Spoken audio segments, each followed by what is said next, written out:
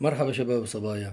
ليطلع معكم أطيب قطايف وسيالات والعصافيري احضروا الفيديو للآخر، واللي بيعرف ايش اسم القطايف بالحموي الاسم الأصلي يكتب لي اياهم بالتعليقات. عندي نص كيلو طحين متعدد الاستعمالات، بده 100 جرام سميد ناعم، بيطلعوا 7 معالق معرمات ونص. سكر عندي معلقة ونص كمان. بيكنج باودر معلقة صغيرة معرمة. خميرة كمان معلقة صغيرة. ملح رشة صغيرة. يلا بنحركهم هيك مع بعضهم. عندي مي فاترة أقل من الفطور بشوي 600 ميلي. حليب سائل 100 ميلي. هلا اللي ما عنده حليب سائل بيقدر بيحط معلقة ونص حليب بودرة، بس أنا ما بدي إياها دسم كتير، هذا حليب قليل الدسم مشان يعطيني شوية قرشة. الملح وحليب السائل في الأخير بيعطيني قرشة للقطايف. هلا بحركها هيك تحريكة مزبوطة وبدي صفيها. طبعا بدنا نزود مي هلا بعد شوي لأني بدها تشد عندي. وبعد التصفاي بنشوف ايش بدنا نعمل.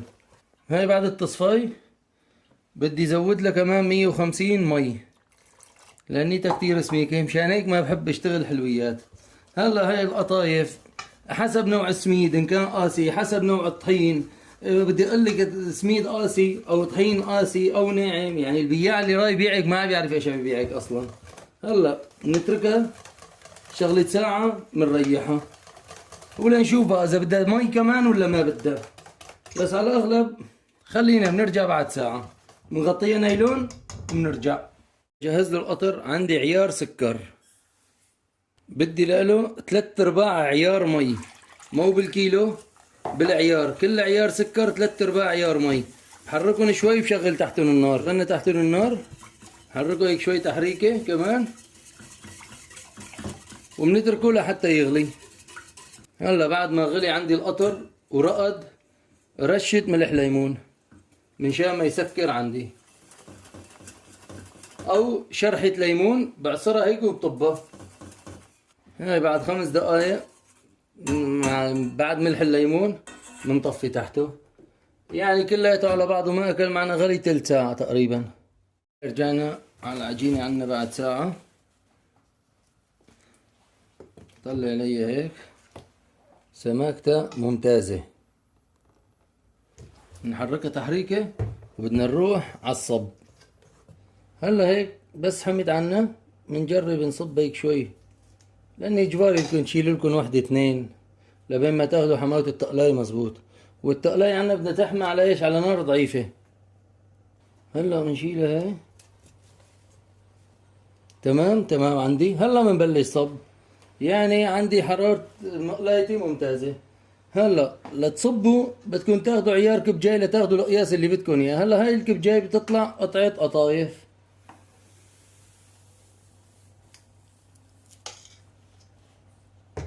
وكل ما كانت عندي التقلاي سميكة من تحت ممتازة أكتر لصب القطايف. هلا بنتركها لحتى تفتح عنا كلياتها. تفرجوا كيف بلشت تفتح عيون عندي. والنار بدنا نلعب فيها، يعني الحماوة عندي حسب على كل قطعة بقى. هلا بدي شيلها أنا بشوف أرضيتها إيش لونها. إذا كانت غامقة بضعف النار أو بطفي ببرد شوية التقلاي، برجع بعطيها. بدي إياهم شقر ما يروحوا على سواد. كل ما كانوا شقر كل ما كانوا أحلى لما بدنا نقليهم. تفرجوا عندي فتحت كل العيون وهي هيك خلصت عندي. شوفوا على اللون ما احلى. على هذا كلياته بيشتغلوا. هلا بحطها على فوطه نظيفه. بنرجع بنصب وحده سياله كبيره. هلا هو السياله لازم تنصب في البريق وتنصب تدوير، يعني هيك جنب بعضه. نحن صبيناها هالصبة لاني بدها حرفنه كتير عاليه الصب لحتى ما يصير فراغات بين بعضه. قطايف سيالات شوفوا عندي هون. ما دام هاي عندي اساتها مي ما بشيلهم نهائيا. بدي اياه كلياته مثل هيك ناشف. بس صار عندي ناشف معناتها اموري جيدة جدا جدا والقطوفة عندي استوت. هلا بشيلها بقى. شايفين عندي ما احلاها. هلا بدنا نصب عصافيري هيك نص كب جاي ومننزل، ناخذ العيار تبعنا اكتر اقل يعني القياس اللي بتحبوه بتشوفوه مناسب. كمان ما منشيلها لحتى تنشف عنا على الاخر.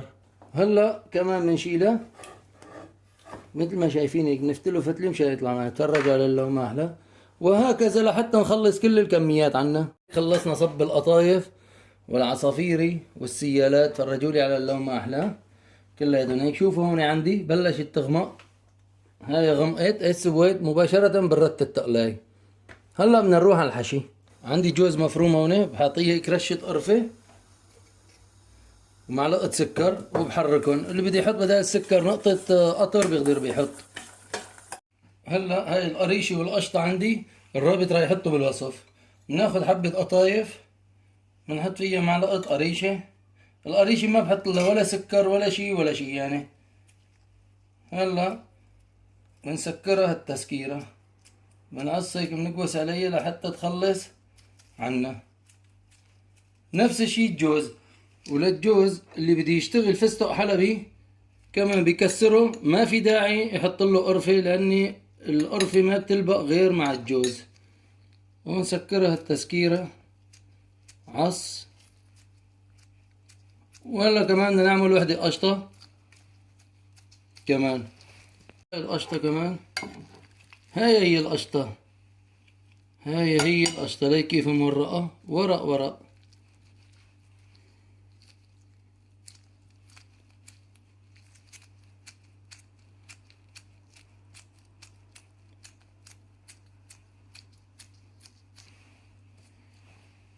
وبالنسبة لحشوة العصافيري كمان هاي هي القشطة، مو أي قشطة بتصير. سكرها التسكيرة ربع تسكير، هي بدها تكون مفتوحة عنا. هلا بناخد شقفة قشطة وبنعبيها.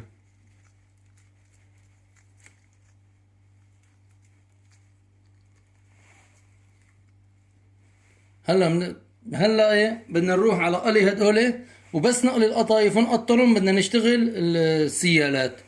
اسحمي عندي الزيت، طلع عليه هيك تمام. بنزل قطايف. كل ما كان زيتي حامي كل ما كان اموري اجود من الجيد. وهلا هيك بعطيهم تقليبه، ما بياخذوا معي وقت كتير، ما بدهم شي وقت، بس هيك يعني لا ياخذوا لون حلو. وبنسكر عليهم، بنطفي الغاز عليهم، بنسحبهم بننزل في القطر. انا عندي القطر بارد، كل ما كان القطر بارد كل ما كان احسن. ليش؟ بحكي لكم بعد شوي. بس اخذوا عندي اللون الحلو بشيلهم ولوين على القطر. يلا تغميره بالقطر. بس غمروا عندي بشيلهم على المصفاي خلي يصفوا بس. هلا بالنسبة للقطايف اللي زادوا عنا او اللي بده يشتغل قطايف لبعد بيوم ولا بعد بشهر ولا بعد بشهرين، بنحطهم هيك بكياس وبنحطهم بالفريزر. بس بدنا ناكل قطايف من طالع يا قبل بيوم، اهم شي قبل ما نقلي يكونوا فاكك الدفريز عنهم. يا من طالعهم قبل بيوم، يا اما اللي بده يطالع وياكل ويقلي مباشرة بحطهم بالميكروويف بس كل 30 ثانية ب 30 ثانية لا حتى يفكوا. يعني بياكلوا شي دقيقة ونص، بس تروح تحط دقيقة ونص او دقيقتين بتلاقيها عضمت كل 30 ب 30 ثانية. وبتطالعوهم من الكيس وبتقلوا وبده يطلعوا اخوات هدول تمام وكأني فريش هلا ايه عاملينهم. هلا عندي السيالات لازم يكون سمن بلدي، سمن جاموس اطيب واطيب. هسه المهم ندهنها. هاي زبدة مدوبة بدهنها هيك. هاي بدهنها وين؟ على هالطرف. هلا اللي دهنا عليها الزبدة بنرشلها الجوز اللي محطوط له القرفة والسكر. هلا بدي احط لها القشطة، بنوزع القشطة.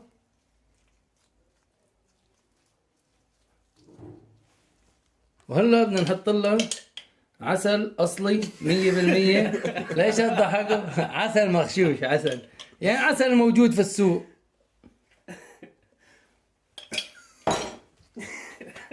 خلص فهمنا.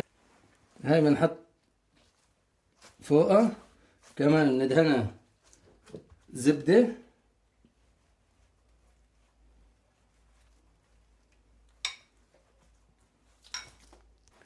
نكبسها الكبسة. وهلا على التقطيع.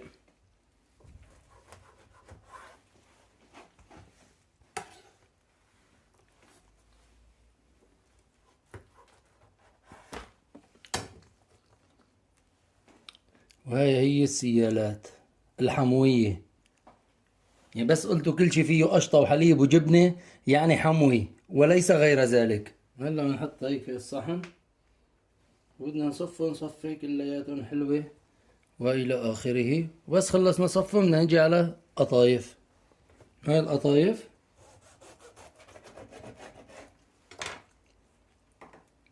هاي القشطة كمان بنصفها في الصحن. هون هي الجوز، هاي الجوز.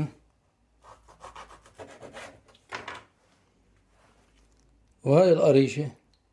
هلا بنحط لها هيك الفستق الحلبي.